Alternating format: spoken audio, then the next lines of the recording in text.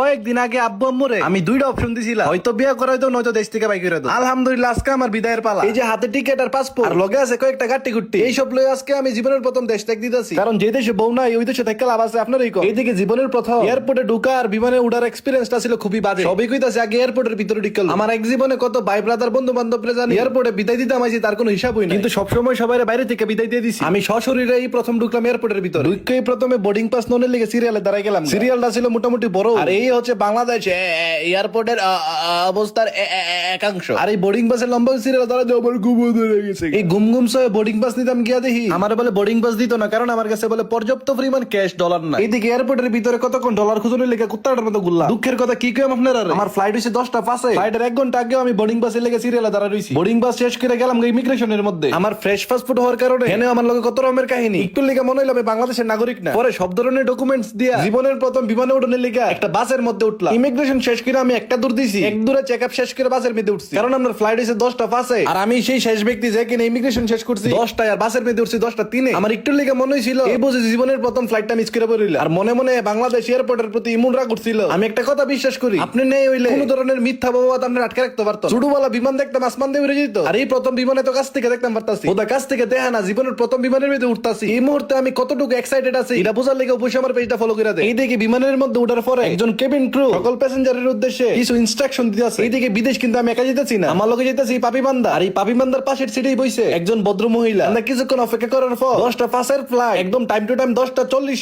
Take off করে দিছে। কিন্তু কি কইম দুঃখের কথা, আপনারা বিমানটা উড়ার সময় আমার ভিতরটাতে কি লাড়াছাড়া দিছে এটা আমি কি করে বুঝাইতাম পারতাম। বিমান টেক অফ করার কিছুক্ষণ পরেও আমরা নাস্তা দিয়ে গেল। নাস্তার মধ্যে আছে স্যান্ডউইচ, সম্পাপড়ি, একটা ম্যাঙ্গো বার আর একটা পানির বোতল। স্যান্ডউইচটা ছিল একদম বেমজা, কিন্তু স্যান্ডউইচের তুলনায় সম্পাপড়িটা তুলনামূলক একটু মজা। না ম্যাঙ্গো বার আমার সবসময় পছন্দ। এটা মুহ দিয়ে সুইতে সুইতে বিমান বাংলাদেশে ময়লা জানালার দিক চাইয়া বাইরে কোনো কিছু না দেখতাম পাইরা আমরা ল্যান্ড করে লাইছি নেপাল এয়ারপোর্টে। বিমান ল্যান্ড করার সময় যে কয়েকটা ঝাঁকুনি দিছিল, এই ঝাঁকুনির কারণে আমার শরীর সহ ভিতরের অনেক পার্টস পুরসল হয়ে গেছিল। এদিকে বিমান থামার আগেও যাত্রীরা তাড়াহুড়া শুরু করে দিয়েছে বিমান থেকে নামানোর লিগে। আমরা ধাক্কা ধাক্কির বিপক্ষে, এই কারণে একদম শেষে নামার চিন্তা করছি। আমার জীবনের প্রথম দেশের মাটি ত্যাগ করে বিদেশের ফাঁকার মধ্যে ফাড়া দিলাম। মূলত আমি এবং আমার বিরুর রোগে আক্রান্ত সঙ্গী হাবিবে আইসি নেপালের মধ্যে পাইতারা কারণের লিগে। নেপাল এয়ারপোর্টে নামার পরে প্রথম কাজ হয়ে গেল আমরা নেপালের অনারেবল ভিসা নেওয়ার পরে ইমিগ্রেশন শেষ করে গেলাম বাংলাদেশ এয়ারপোর্ট থেকে নেওয়া ডলারটা নেপালি কারেন্সিতে কনভার্ট করানোর লিগে। বেটারে 100 টাকা একটা নোট দেওয়ার পরে দেন না আমার কতলাটা দিছে। এখন আমার নেপালের মধ্যে কেটে আটকা, কারণ হাতের মধ্যে মোটামুটি আমার এক বান্ডেল টিয়া। বাংলাদেশের এয়ারপোর্টের মধ্যে মোটামুটি আমি পাইতারা খাইলেও নেপালের এয়ারপোর্টটা ছিল আমার মোটামুটি পানির মতো সহ। পাসপোর্ট দেখাইছি, ভিসা দেখাইছি, বেটার কোনো প্রশ্নই করতে না আমার। তারপরে মন্ডার মধ্যে কোনো কষ্ট নাই, কারণ যে জায়গার মধ্যে আমি ফ্লাইট মিস করতাম এই জায়গার মধ্যে আমি ফ্লাইটের 10 মিনিট আগে ইমিগ্রেশন শেষ করে নেপাল আইতে সক্ষম হইছি। এদিকে নেপাল অবস্থানরত বাংলাদেশের এক বড় ভাই নেপালের ঐতিহ্যবাহী একটা বালা দিয়ে আমরা নেপালে বরণ করছে। তো আজকের ভিডিওটা এই পর্যন্ত। নেপালের মধ্যে কি কি করছি সবই দেখবেন পরবর্তী ভিডিওগুলো। আল্লাহ হাফেজ।